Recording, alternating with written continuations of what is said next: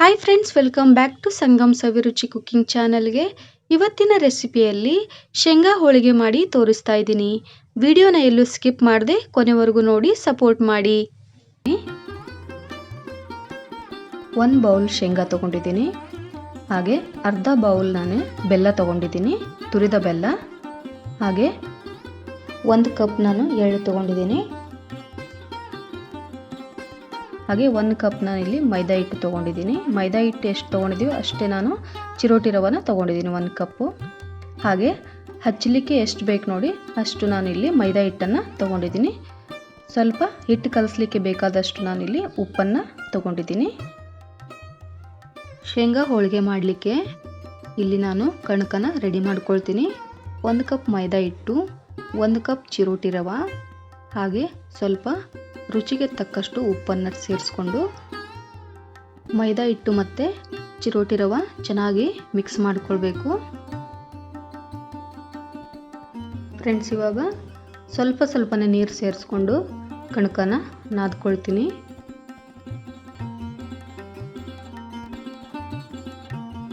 ನಾವೆಷ್ಟು ಕಣಕನ ಚೆನ್ನಾಗಿ ನಾದ್ಕೊಳ್ತೀವಲ್ಲ ಅಷ್ಟು ಚೆನ್ನಾಗಿ ಹೋಳಿಗೆ ಬರ್ತವೆ. ಇವಾಗ ಇನ್ನೊಂದು ಸ್ವಲ್ಪ ನೀರು ಹಾಕಿ ನಾದ್ಕೊಳ್ತೀನಿ.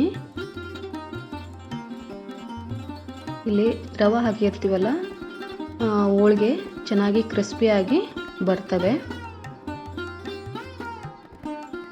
ಇವಾಗ ನಾನಿಲ್ಲಿ ಕಣಕನ ಒಂದು ಅರ್ಧ ಗಂಟೆ ನೆನೆಯಲಿಕ್ಕೆ ಬಿಡ್ತೀನಿ.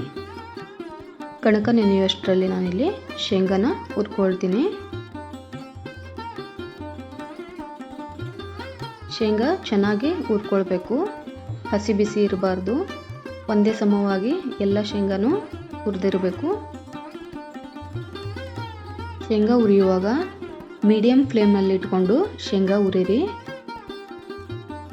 ಇವಾಗ ನೋಡಿ ಆಲ್ಮೋಸ್ಟ್ ರೆಡಿಯಾಗಿವೆ. ಈ ಥರ ಆಗಬೇಕು ನೋಡಿ ಶೇಂಗಾ ಕಲರ್. ಇವಾಗ ಪಾತ್ರೆಗೆ ತೆಗಿತಾ ಇದ್ದೀನಿ ನೋಡಿ.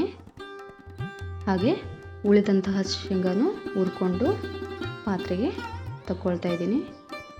ಈ ಶೇಂಗಾನ ಇವಾಗ ತಣ್ಣಗಾಗ್ಲಿಕ್ಕೆ ಬಿಡಬೇಕು. ತಣ್ಣಗಾದ್ಮೇಲೆ ಸಿಪ್ಪೆ ಚೆನ್ನಾಗಿ ಬರ್ತವೆ. ಇವಾಗ 1 ಕಪ್ ನಾನಿಲ್ಲಿ ಎಳ್ಳನ್ನು ಕೂಡ ಹುರ್ಕೊಳ್ತೀನಿ. 1-2 ನಿಮಿಷ ಹುರ್ಕೊಂಡ್ರೆ ಸಾಕು. ಜಾಸ್ತಿ ಕಲರ್ ಚೇಂಜ್ ಆಗೋವರೆಗೂ ಹುರಿಬೇಡಿ, ಸ್ವಲ್ಪ ಕಲರ್ ಚೇಂಜ್ ಆದರೆ ಸಾಕು. ಇವಾಗ ನೋಡಿ ಚಟಪಟ ಅಂತ ಸಿಡಿತಾ ಇವೆ. ಇವಾಗ ಆಗಿದೆ, ತೆಗಿತಾ ಇದ್ದೀನಿ. ಇವನ್ನು ಕೂಡ ತಣ್ಣಗಾಗ್ಲಿಕ್ಕೆ ಬಿಡಬೇಕು.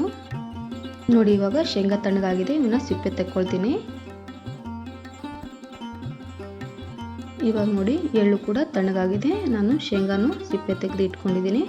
ಇವಾಗ ಮಿಕ್ಸರ್ನಲ್ಲಿ ಹಾಕ್ಕೊಂಡು ನಾನು ಪುಡಿನ ರೆಡಿ ಮಾಡ್ಕೊಳ್ತೀನಿ. ಇವಾಗ ನಾನು ಶೇಂಗಾ ಮತ್ತು ಎಳ್ಳನ್ನು ಅಷ್ಟೇ ಹಾಕ್ಕೊಂಡು ಪುಡಿ ಮಾಡ್ಕೊಳ್ತೀನಿ. ನೀವು ಬೇಕಾದರೆ ಇದಕ್ಕೆ ಬೆಲ್ಲ ಸೇರಿಸಿ ಪುಡಿ ಮಾಡ್ಕೊಳ್ಬೋದು. ಇವಾಗ ನೋಡಿ ಪುಡಿ ರೆಡಿಯಾಗಿದೆ. ಇದಕ್ಕೆ ನಾನು ತುರಿದ ಬೆಲ್ಲ ಹಾಕ್ಕೊಳ್ತಾ ಇದ್ದೀನಿ. ನಾನಿಲ್ಲಿ ತುರ್ಕೊಂಡು ಇಟ್ಕೊಂಡಿದ್ದೀನಿ. ಆ ಬೆಲ್ಲನ ಹಾಕ್ಕೊಳ್ತಾ ಇದ್ದೀನಿ, ಅಂದರೆ ಗಂಟಿರಲ್ಲ. ಫ್ರೆಂಡ್ಸ್, ನಿಮಗೆ ಕೈಯಿಂದ ಕಲಸೋಕ್ಕೆ ಕಷ್ಟ ಆದರೆ ಮಿಕ್ಸರ್ನಲ್ಲಿ ಹಾಕ್ಕೊಂಡು ಪುಡಿ ಮಾಡ್ಕೊಳ್ಬೋದು.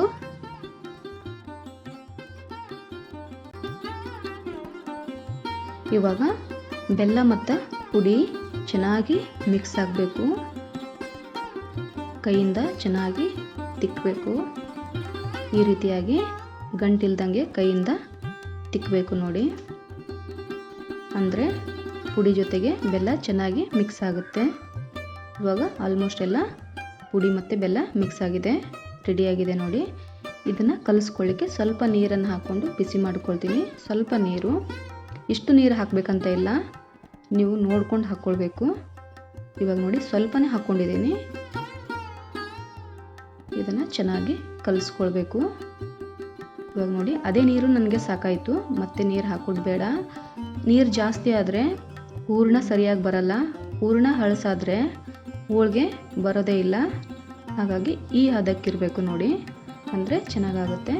ಇವಾಗ ನಾನು ಉಂಡೆಗಳನ್ನ ಮಾಡಿ ಇಟ್ಕೊಳ್ತಾ ಇದ್ದೀನಿ. ಇವಾಗ ನೀವು ಈ ರೀತಿ ಉಂಡೆಗಳನ್ನ ಮಾಡಿಕೊಂಡ್ರೆ ಹೋಳಿಗೆ ಮಾಡಲಿಕ್ಕೆ ಈಸಿ ಆಗುತ್ತೆ. ಇವಾಗ ಉಂಡೆಗಳೆಲ್ಲ ರೆಡಿ ಆಯಿತು. ಇವಾಗ ಹೋಳಿಗೆ ಮಾಡಿ ತೋರಿಸ್ತೀನಿ ಬನ್ನಿ. ಇಲ್ಲಿ ಕಣಕ ಕೂಡ ಚೆನ್ನಾಗಿ ನೆಂದಿದೆ ನೋಡಿ, ಎಷ್ಟು ಚೆನ್ನಾಗಿ ಸಾಫ್ಟ್ ಆಗಿದೆ. ಇವಾಗ ಸ್ವಲ್ಪ ಕಣಕ ತಗೊಳ್ತೀನಿ ನೋಡಿ. ಇವಾಗ ಇಷ್ಟು ತಗೊಂಡಿದ್ದೀನಿ. ಇಷ್ಟು ಕಣಕನ ತಗೊಂಡು ಲಟ್ಟಿಸ್ಕೊಳ್ತೀನಿ. ನಾನಿಲ್ಲಿ 2 ರೀತಿಯಲ್ಲಿ ಮಾಡಿ ತೋರಿಸ್ತಾ ಇದ್ದೀನಿ. ನಿಮಗೆ ಯಾವುದು ಈಸಿ ಆಗುತ್ತೆ ಅದನ್ನು ಮಾಡಿ. ಇಷ್ಟನ್ನು ಲಟ್ಟಿಸ್ಕೊಂಡು ಇದಕ್ಕೆ ನಾನು ತುಂಬಿಕೊಳ್ತೀನಿ. ಈ ರೀತಿಯಾಗಿ ಮಾಡಿಕೊಳ್ಬೋದು.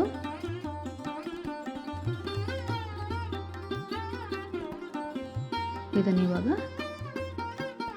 ಪ್ರೆಸ್ ಮಾಡಿ ನೋಡಿ. ಇವಾಗ ಹಿಟ್ಟು ಹಚ್ಚಿ ಲಟ್ಟಿಸ್ಕೊಳ್ಬೇಕು. ಸ್ವಲ್ಪನೂ ಅರಿಯಲ್ಲ. ನಿಮಗೆ ಯಾವ ಸೈಜಲ್ಲಿ ಬೇಕೋ ಆ ಸೈಜಲ್ಲಿ ನೀವು ಲಟ್ಟಿಸ್ಕೊಳ್ಬೋದು. ನೋಡಿ ಎಷ್ಟು ಚೆನ್ನಾಗಿ ಬರ್ತಿವೆ.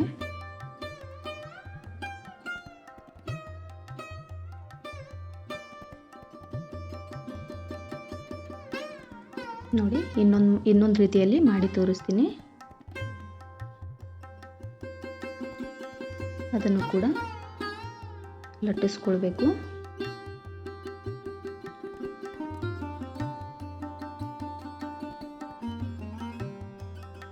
ನೋಡಿ ಇಷ್ಟು ಲಟ್ಟಿಸ್ಕೊಂಡ್ರೆ ಸಾಕು. ಈಗ ನೋಡಿ ಒಂದು ಕೈಯಿಂದ ಕಣಕನ ಪ್ರೆಸ್ ಮಾಡಬೇಕು, ಹಾಗೆ ಒಂದು ಕೈಯಿಂದ ಹೂರಣನ ತುಂಬಬೇಕು. ಈ ರೀತಿ ಕೂಡ ನೀವು ಮಾಡ್ಬೋದು. ಕೊನೆಯಲ್ಲಿ ಈ ರೀತಿ ಕಣಕನ ಪ್ರೆಸ್ ಮಾಡ್ಕೋಬೇಕು. ಕಣಕ ಜಾಸ್ತಿ ಆದರೆ ತೆಗಿಬೋದು. ಹಾಗೆ ಪ್ರೆಸ್ ಮಾಡಿ ಹಿಟ್ಟು ಹಚ್ಚಿ ಲಟ್ಟಿಸ್ಕೊಳ್ಬೇಕು.